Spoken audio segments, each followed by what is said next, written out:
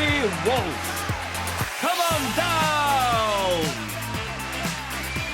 A game show is TV entertainment at its very best. Gotta be a win, please! Yeah! From the memorable hosts... That's it, you still can't do it, can you? ...to the legendary prizes. In this series, I'm bringing you all my favourite moments from game show history. You were looking a bit cagey when you came in there then, weren't you? Yes. And some of my favourite game show stars. Annika Rice, can you hear me? Hello, Bradley! Down. Stop. Fire! Oh, get in! So join me on the next part of my journey through game show history. Sorry, anyone got a glass of water?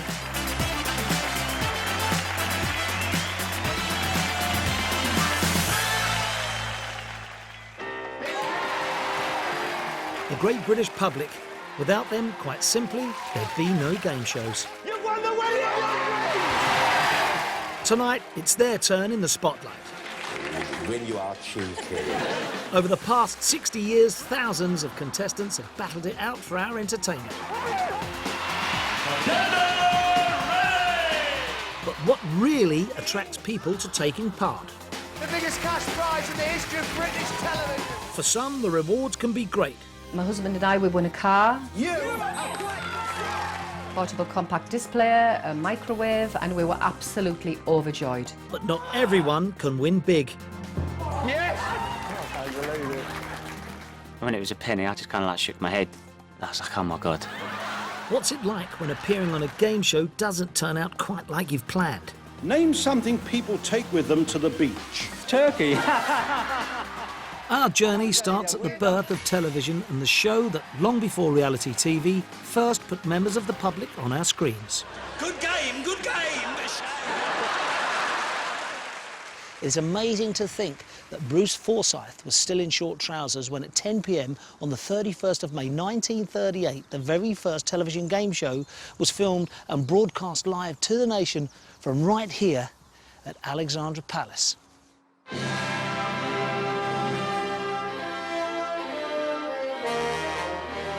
Alexandra Palace is now complete and working. The vision and sound are on. The station goes on the air.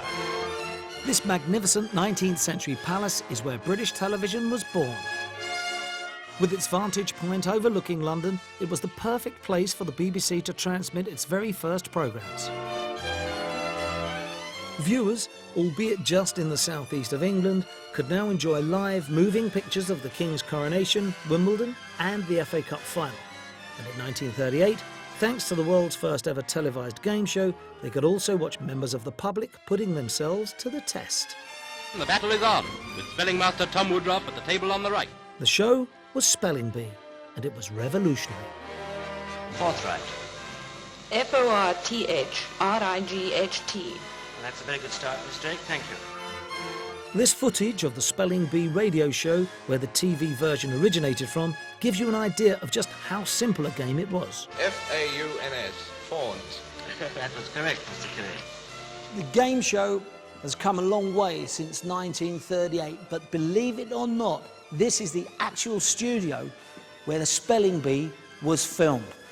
Only 1,000 households had televisions back then, so hardly a nationwide hit, but the BBC certainly had put their finger on something that was clearly going to make television history. I wonder if that was the host. Thank you, sir. That's absolutely right.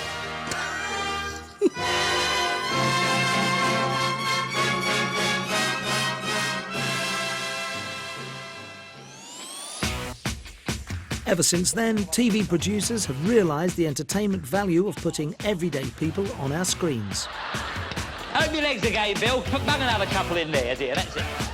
And we love it. Please. The birth of game shows on British television was actually the first time real members of the public took part in an unscripted form of television.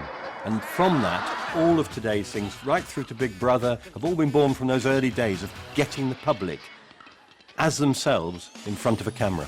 With the motion to permission, which I've already asked, sir, Yes. you can come and have tea with me. And she'll let us have the dining room on our own. Members of the public, they are just a dream. They are a dream to have on game shows because you never know what to expect. On you come then. The first one.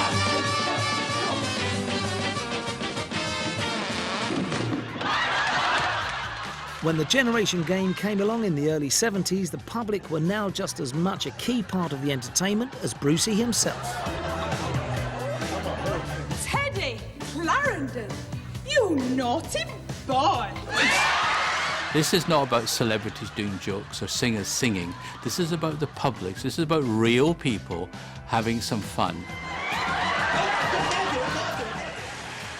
Regularly pulling in over 15 million viewers, the Generation Game proved that the sheer unpredictability of contestants could produce moments of comedy gold.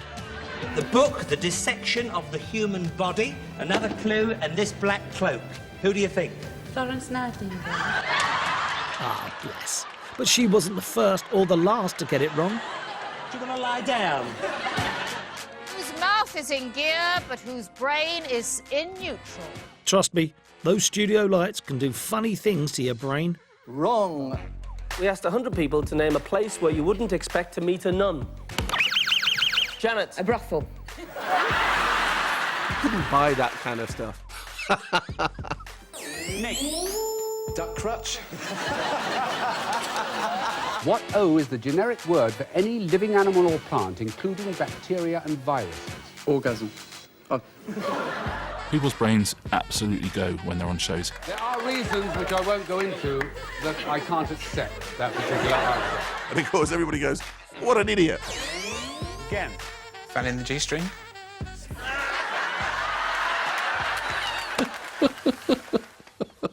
You gotta laugh.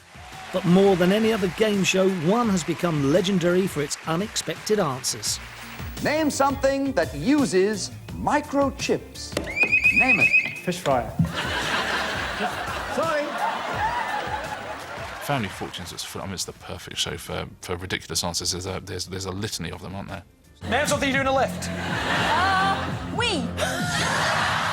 It's the anticipation of what they're going to say, because I don't look at the questions, but I like to play along with them and kind of hopefully get a sense of what they're thinking as a contestant, but it never happens. A game you could play in the bath. Scuba diving. Name something that's pink, and this woman said, my cardigan. I'm going, good answer, yeah. Let's see if 100 people agreed with you on that one. Something that people open. Bowels. I had to look for it, and it got a... so, quite aptly. All right, what do you think, a bird with a long neck? Naomi Campbell. That was inspired. Those answers, you know, for me, it was like manna from heaven, because I didn't have to come back with a gag or anything. They were funny, and all I had to do was look down the camera and do... Just the look was worth any gag. I'm going to risk saying it. If it's up there, I'll give you the money myself. It's all a good laugh for the studio audience and the rest of us watching at home, but what's it really like to be one of those poor contestants on Family Fortunes making a right old pig's ear of things in front of millions? To find out, I'm heading to Hertfordshire to meet the Johnson family, who took part in a classic Family Fortunes episode in 1983. It would also be a memorable experience for host Max Bygraves. The big prize tonight is £1,000. The stage was set for factory worker Bob Johnson and his family, who will forever be remembered for a series of strange but hilarious answers. Turkey.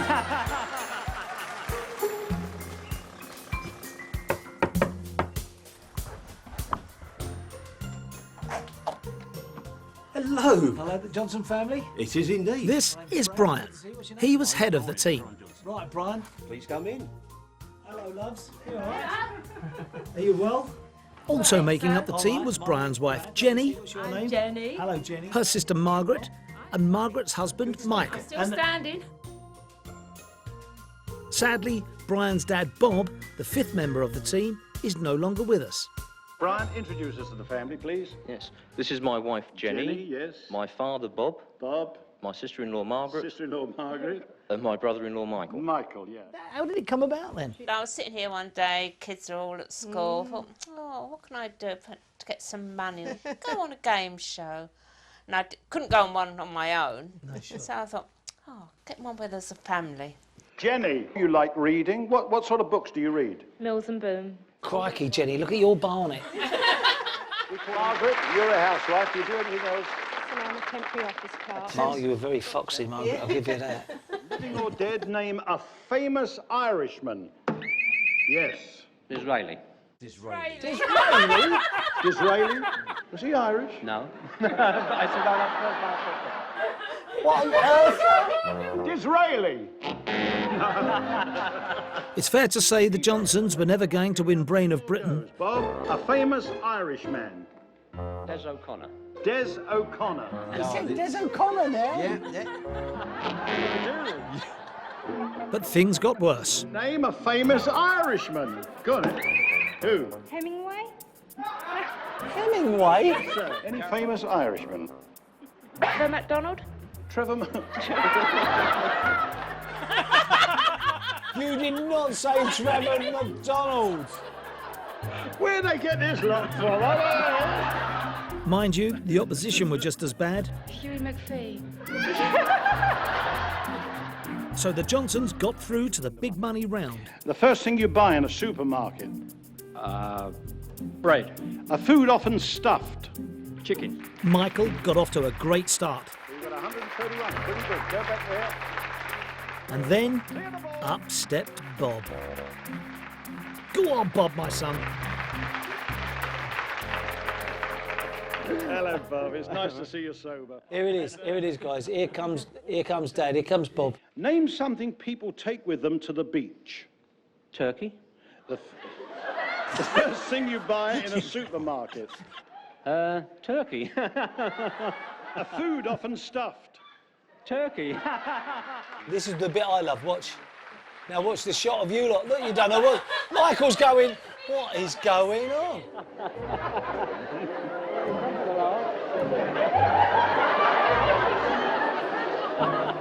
What was coming into your dad's head? Why was Bob saying, what on earth made him say turkey? Well, when he went behind the scenes and he had all the earphones and everything on, yes, I mean, that was all perfectly all right. Yes. But when he was being led back, right, he somehow overheard, either from the audience or something that was going on, that chicken had been an answer. Ah. And whilst he was walking back round, he's gone, if chicken's going to be an answer, turkey will be an answer. It's got to be an answer. Dad's mind is no longer on what's happening. It's on the fact that he's got to say turkey. And Max comes out with the very first question. Name something people take with them to the beach. Turkey. And once he said it, and he's realised it's a mistake, he now knows it is another question coming up. The first thing you buy in a supermarket. Turkey. And it's wrong again. And the third question comes up. A food often stuffed. Turkey.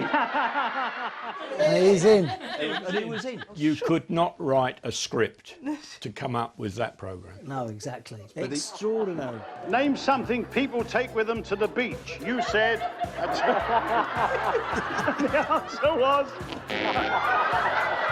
The first thing you buy in a supermarket. The answer was...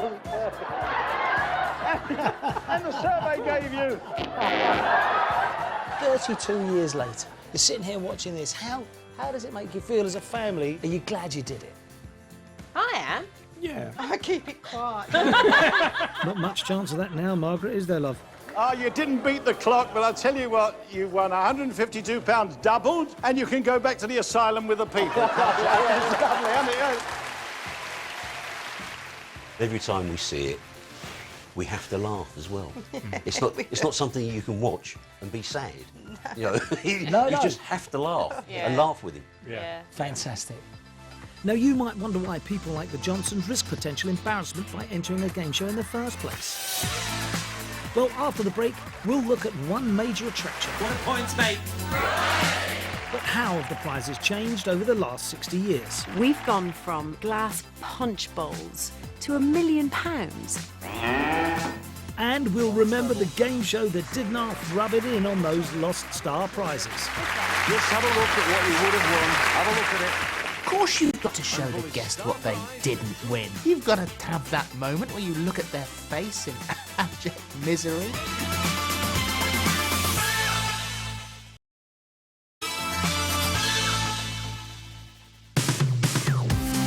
Game show contestants have brought us decades of entertainment, but what have game shows ever done for them?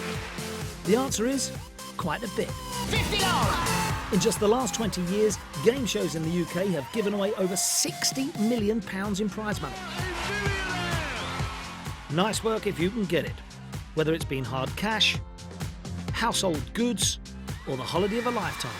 Every contestant has had their eyes on the prize. Oh, the prizes are the most important reason, I think, for people taking part. This large screen colour television set. Why else would you put yourself under that pressure? Live on the telly. I mean, it's just ridiculous. Deal or no deal? Deal. The prizes in game shows over the years have changed so drastically. We've gone from glass punch bowls to £1 million.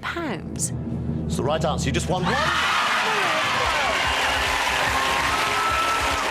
Game shows now are literally changing people's lives. The stakes are so much higher. What's my line? It's a far cry from the early days of TV, when all you got for winning was a piece of paper and a handshake. Indeed, thank you very much. Well done. I'll give you a certificate, Mr. Ricketts. It was a brief but pleasant meeting. In the BBC, it was a budgetary issue and a political issue not to give a prize because it was licensed payers' money. Tonight, 7:15, September 22nd, 1955. A new public service is about to be launched over the rooftops of old London. Everything changed with the arrival of independent television and game shows like Take Your Pick with its famous yes or no game. What's your name? Michael. Michael Ahern. Yes. And Double Your Money with Huey Green. Magicians is the correct answer. You won £64. These shows made British TV history by being the first to offer hard cash and what were then big prizes. You won something which I think you and your wife and family will enjoy very much indeed. The 21-piece team service. You know, the audiences on Take Your Pick would go, ooh, which was fantastic to hear them oohing a washing machine. It's a two-way convertible double-bed sofa. Look at this. By the early 1980s, the game show was booming, with the chance to win some top-of-the-range household goods. I love that drinks trolley. With so many game shows on air, there were some novel ideas for prizes. Year supply of brandy, anyone? The prizes were very good for their time. Some were wonderfully inventive. Is a year's supply of fish. Now just have a look at this. People were like, and you've won a set of luggage. A jardiniere. Just to watch these people completely lose the plot, and lose the plot sometimes over the worst prizes. You've won the cockerel. Hey, people weren't as well off then as they are now. I mean, who wouldn't want an electric blanket and a flask for your tea? And for goodness sake, what else would you want out of life? Well, at least that chap's having a look at what he could win rather than what he just lost. In 1981, a game show came along that was arguably the cruelest yet on its contestants. Well, come have a look at it. You would have won it. Yeah, cheers, Jim. Well, at least it was a boost for the speedboat trade, eh? It was northern. Whereabouts are you from? Barnsley. Well, this will be new to you then, carpet and electric. It was down market. There's £20. Take that and have a right nice night out. Have a meal or something with that. It was low tech. Showbiz with life. Nothing smarmy about it. That's a bullseye. Bullseye. Can't beat a bit of bully. Brilliant. Absolutely brilliant. Perfect Sunday night viewing. After your Sunday dinner, everybody veggies out on the sofa. Here comes Jim Bowen and his pal Bully. Amazing. Brilliant. Bullseye welcomed 3 teams. Each one had a thrower. £10 question on food. No problem there. And a knower. What is bouillabaisse. I would say it's a fish dish. That's right, well done. all aiming to bag themselves some sensational prizes. That's number 4, that's a tease, mate, so you're all right. That's Yours for the winner. this week. We bring You could even bring your own sarnies. Corned beef, anyone? Smash it. Jim Bowen, proper bloke, hosting it, having a laugh. He took the mick, but in a really good way. And it was like a night down the pub. Now that's a bit sad because that's a do-it-yourself brain surgeon kit. I got the job by accident. It was being in the right place at the right time when a guy called Peter Harris, an outrageous director, spotted me as a stand-up comic. Are you all right, love? Have you got a potty for this lady, please? Can you pass her? And said, do you want to do a game show on television? That's like saying, is the Pope a Catholic? Bullseye started out on Monday nights, sandwiched between two of ITV's highest-rating programmes, Crossroads and something called Coronation Street. I wonder whatever happened to that. But instead of being game on, Jim found himself completely off target. Onto the brain box. We'll say that again. Onto the brain box and over there. It was far from a polished performance. Smash him. We'll get on with the game. Jim, that's the wrong camera, mate. How we get the order. And the first series set the industry back 20 years. I was horrendous. I hadn't learnt it. I really should have had my arse kicked because I didn't work hard enough at it. A £10 question on books, and here it is. I know it's about somewhere. Yeah, here we go. In the first 7 weeks, we'd lost 7 million. 7 million people had turned the television off for Bullseye. Jim really needed to raise his game as Bullseye would face an even tougher challenge when it was moved to a different slot.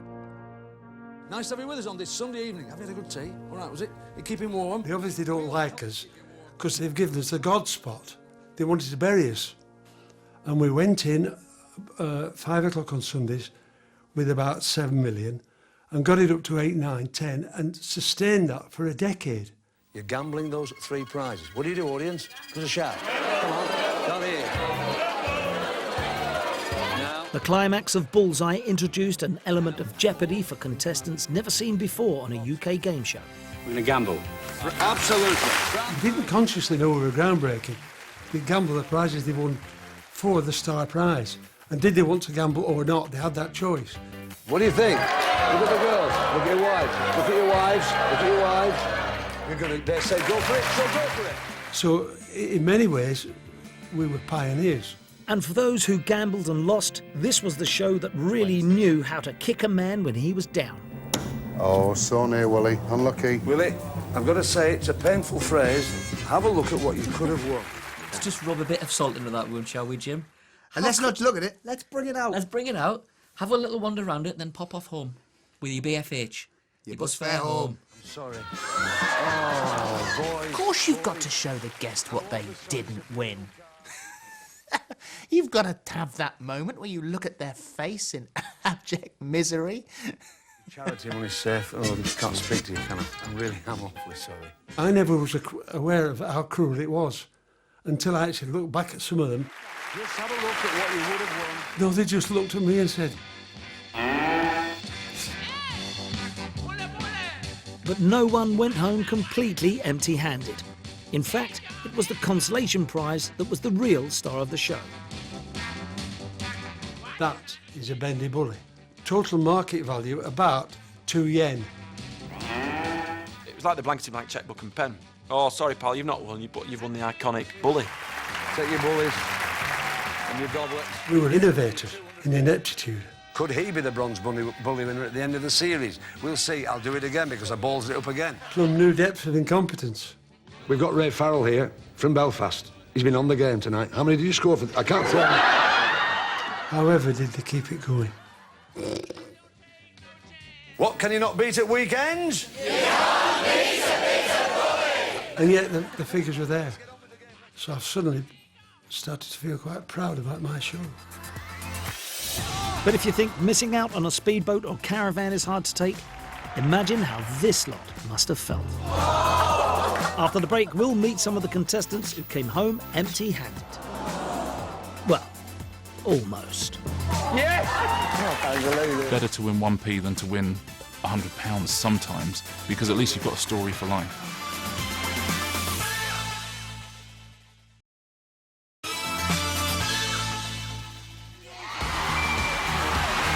The British game show has the ability to change people's lives. You just won £1 million! So far, it's created 14 millionaires. But not everyone can be a winner.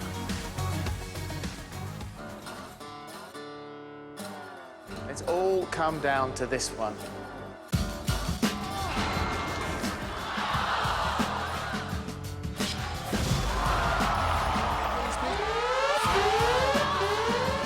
You need losers, otherwise what's the point in watching? You need that jeopardy, you need losers, they're just as important as winners. You can only sort of put your arm around them and try and say, well, you know, think about it, you came in, you had some fun, money was never really there. But it is heartbreaking, that's the hardest part. You squandered the chance of having £59,000.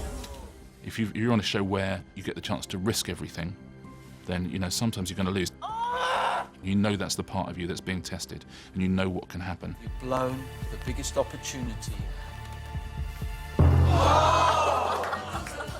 But it's not always about losing money. Losing pride can be just as hard.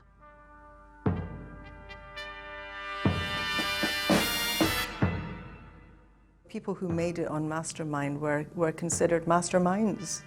My dad used to feel so sorry for people who didn't manage, for whatever reason, to do their best on the night. And there was a chap called Arthur, I remember. May I have Arthur Wynne Hughes? He's a Welshman. He had been warned, as all the contenders were, never choose as your specialist subject something that is actually your job. And your chosen specialised subject? Impressionist painting and post-impressionist painting from 1830 to 1914. You know, I'd watched it regularly throughout the years, and I loved it, and I thought, well, I'll give myself a go at it, because I read about 4 books a week.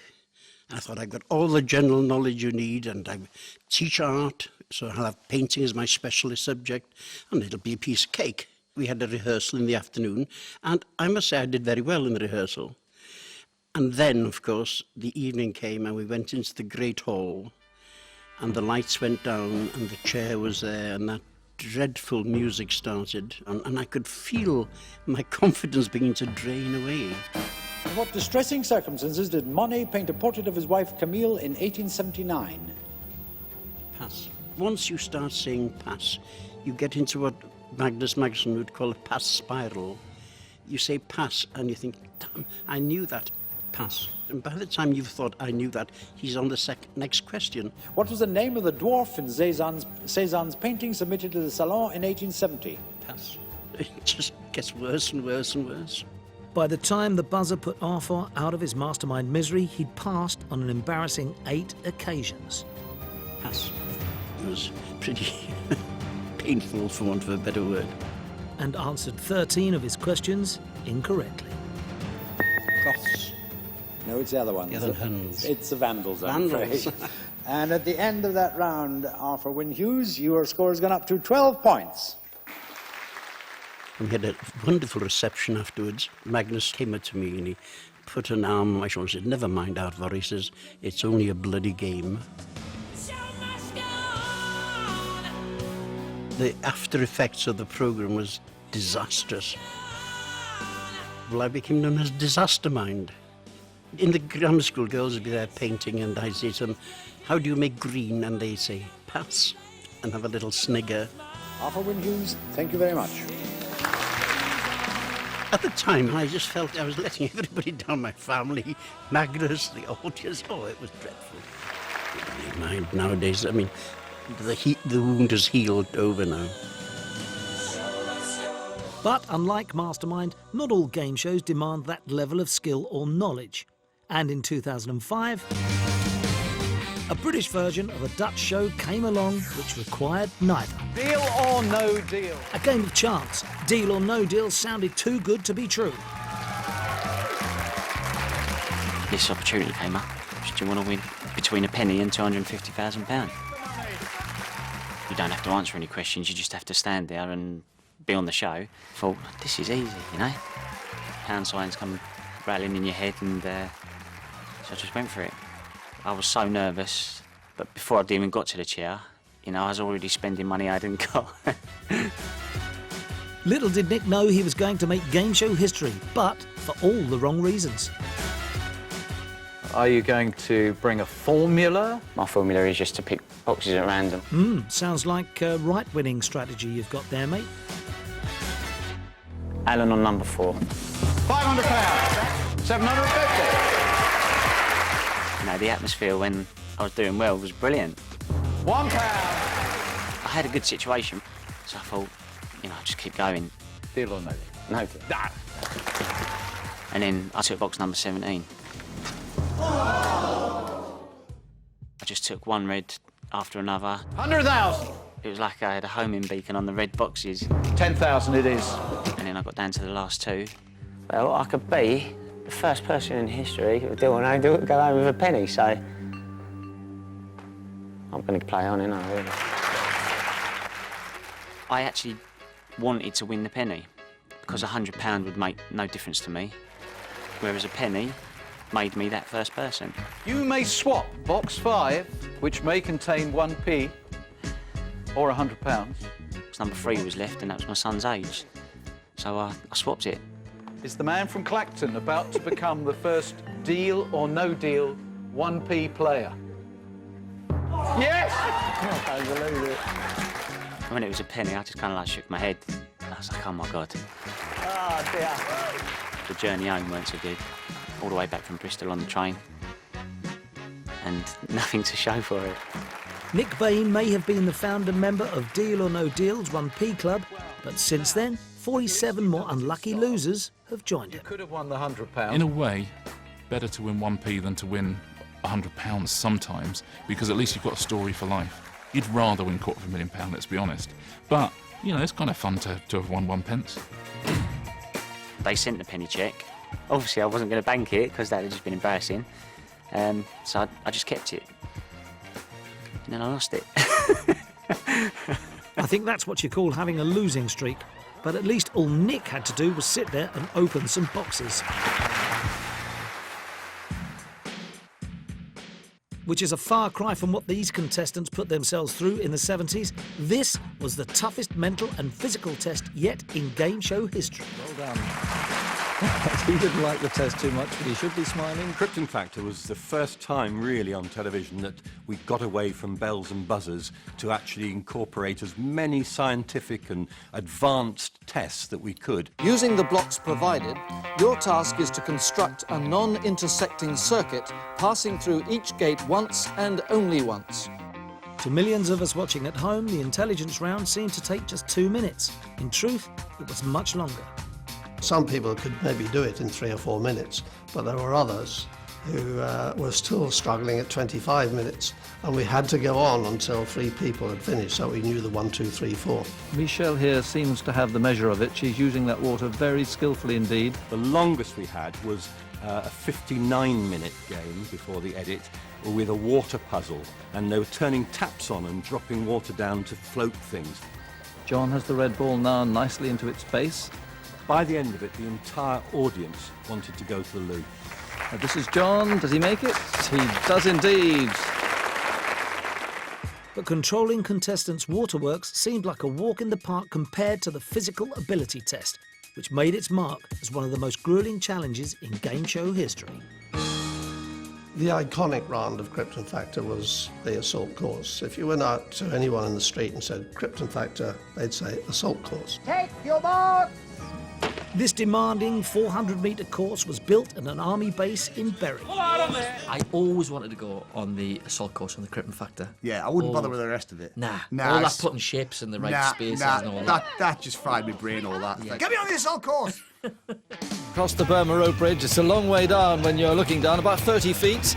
Obviously, it had dangers because it really was an army assault course. We had a doctor on site, and he would rush in if anyone injured themselves, and there were injuries. And Mark falls there. That's quite nasty. That's quite a drop. I can see blood down the far side of his face. She's struggling and she's down into the water, and a nasty crack as he went into the pipes there. Steve Athens banged his head on the edge of those concrete pipes. When he finished, you couldn't see his face. It was just red with blood pouring down. You couldn't see anything else. He had to be taken off to hospital and ended up with a dozen stitches in his head. But what was it really like taking on the Krypton Factor's most famous round? And across the line he comes. For nurse Judith Stafford, it was an experience she'd never forget. I was really excited. I just wanted to do the assault course more than anything. I was a runner anyway at the time, and I just love physical challenges, so that was the best part. Major Tony Carr starts round 4, Judith Stafford from Lincoln nearest to us, and Liz Vasey makes a mistake. Off I went. I was in the lead. But Judith Stafford here, no mistake on the rope swing. You had to climb up some metal railings. The nasty jump here, you've got to actually jump out and down onto a second platform, which she does quite nicely. I must have landed wrong. My leg just felt weird. She's wincing a bit. I don't know whether she's actually twisted an ankle, strained an ankle, but she looks in trouble. I did hear it crack, but I thought it was the board and the matting that cracked. Just had to keep going. I just had to finish. And yeah, she's definitely in agony at the moment, limping. It's that right ankle without a doubt. Then I had to crawl to the net, which was, that was just so hard. And it just seemed forever. She gets to her feet, but it's so painful, and this is a very brave attempt as she comes across the line for 4 points. And I eventually made it. But once I stopped, the pain was agony. Judith had actually completed half the course with a broken leg, but in true superhero style, insisted the game show must go on. I suppose that's one way of being remembered, but it's not what I would have chosen. Well, we thought you were very courageous to finish the course, and indeed very courageous to still be here with us tonight. Well, if you think that's dedication. Next, the game show addicts who turn up time and time again. I'm known to my mates as Andy Kelly, man on the telly, because of my constant appearances on TV game shows and quiz shows. As we give some pub quiz regulars a real run for their money. I wonder if you've got room for one more team.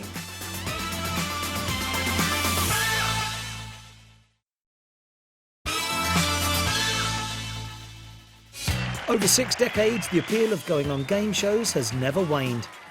And in the last few years, the number of potential contestants applying to take part has risen by 75%. F-O-R-T-H-R-I-G-H-T. So why, since spelling bee at the birth of television, have contestants continued to put themselves through it? Is it the prizes? The fame? Yes, I'm afraid I don't do mercy. Or are they all just game for a laugh?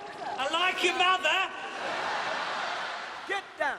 To find out, I'm meeting 3 of Britain's biggest serial contestants, all addicted to taking part in quiz and game shows, but each for a very different reason. This is Andy Kelly. He's a game show nutter.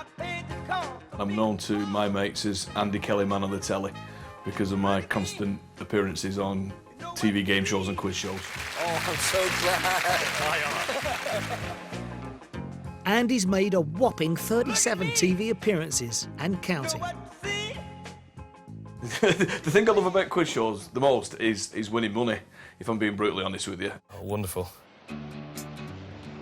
Meet Barbara Galloway. She knows her stuff, and she's been appearing on game shows since she was 17. Generation Game, Talk About, Wheel of Fortune, Family Fortune, Supermarket Sweep, Cannonballs Casino, Pointless, Weakest Link. I mean, there's been so many. I just can't remember them all. Over the years, Babs has done some good business. The most I've ever won on a game show was a car, portable compact disc player, a microwave, and we won some Edinburgh crystal glasses. And we were absolutely overjoyed. Hey, you did not! She said all that were bloody marvellous. And then 6 weeks later, the car was stolen and found burnt out in a quarry. And this is David St. John.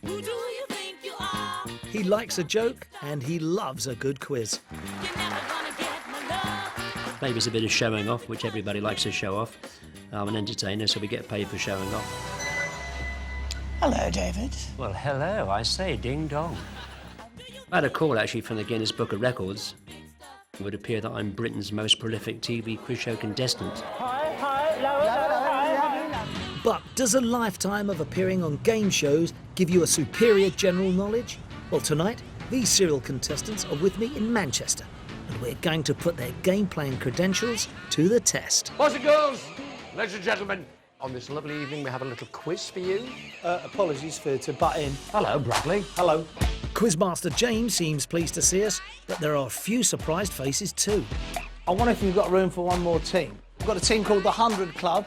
They've been on 100 quiz or game shows. Wow! Welcome, one and all. Lovely to see you all, folks. Now, this quiz is for teams of 4, so looks like I'm the 100 Club's weakest link.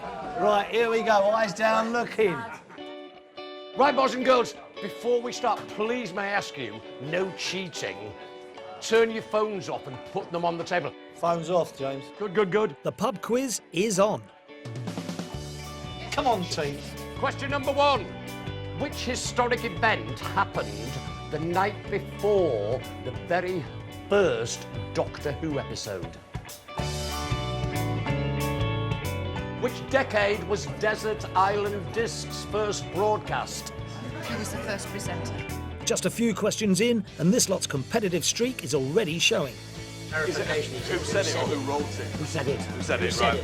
Beware the pub quiz eavesdropper. I've got to be honest, we've had My gut feeling was 9 questions. I've actually known 1.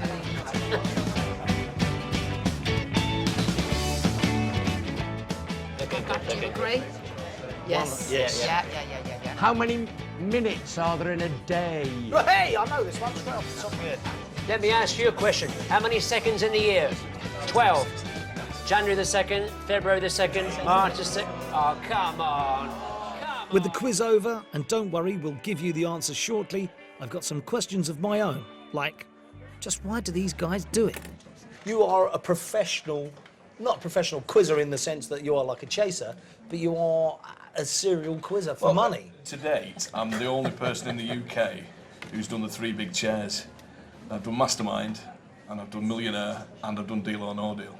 Wow. And I'm the only one who's done all That's 3. the Holy Trinity, isn't it? Is it really, of quiz shows? It's the ultimate goal. Is it? Turns out that being a game show fanatic can require real commitment. On Deal or No Deal, you signed a contract to say that you will be available for 28 days. I guess you must be losing money from work. So Well, how do you explain this to your family at home? Listen, love, here's what's going to happen. I'm going away for 28 days. There's a chance I may win. There's a chance I might lose. You've got to have a very understanding partner. But they came back with 20 grand, so she was very happy with that. Deal or no deal? Deal. Can I ask you, in total, what would you say your winnings would be? Ballpark figure? Ballpark figure is about 85 grand. No. Wow. Give him a big hand. Andy Kelly goes back to Rochdale. £20,000 better off. But all this serial quizzing can make you a marked man.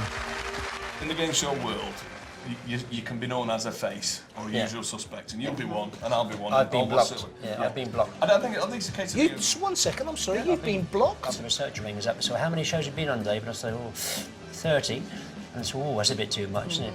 Doing quiz shows and stuff like that, Yeah. has that helped your notoriety within your industry? It's boost my profile, people know me and I get recognised in the street.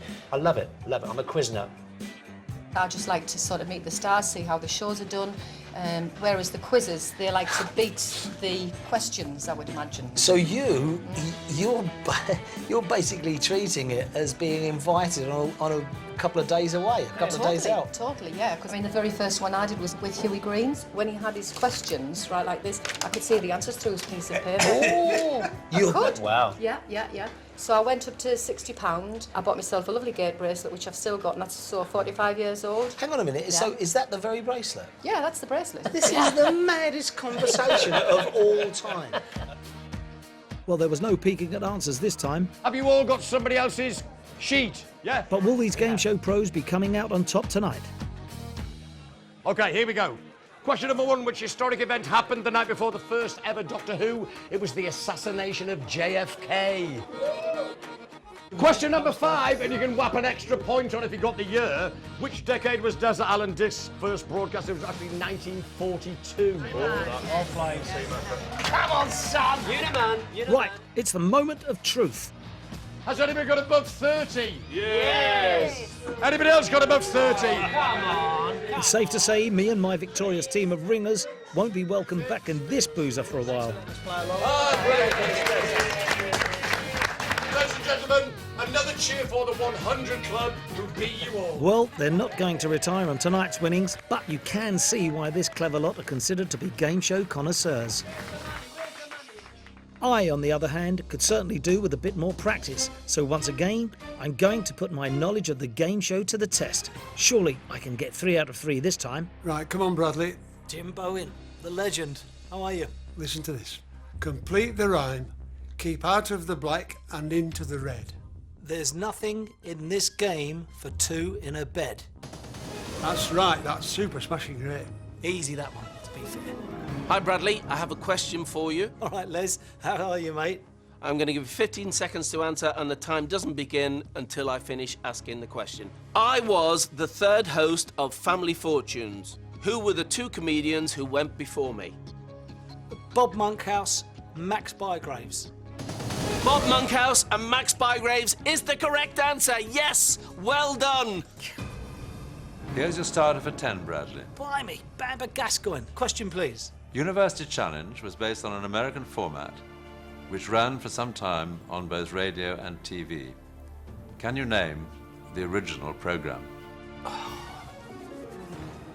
It's like college. And Bradley, I'm going to have to hurry you. I don't know. Ivy League Challenge. Bradley, no, I'm afraid for once you slipped up. It was College Bowl. College Bowl, that's it. I said it, college. I said college. I knew it was college. Right. Never mind, I've still got one more chance to get them all right. When in the last episode of the series, we'll look at the amazing evolution of the game show. The role of women is changing, and I think my little role on Countdown was a little bit of a part of that. We'll see how game show gadgets and gimmicks have ruled the airwaves. That's unthinkable. Really, just a few years ago, you couldn't possibly have done all of that. And look back at the series which took the game show to dizzy new heights. Annika Rice, can you hear me? Clear your diary for next weekend. The X Factor is back. Audition starts Sunday and Saturday and continues Sunday at 8 here on ITV. Next, though, we catch up with London and Whipsnade's animal residents and their keepers. We head for the zoo.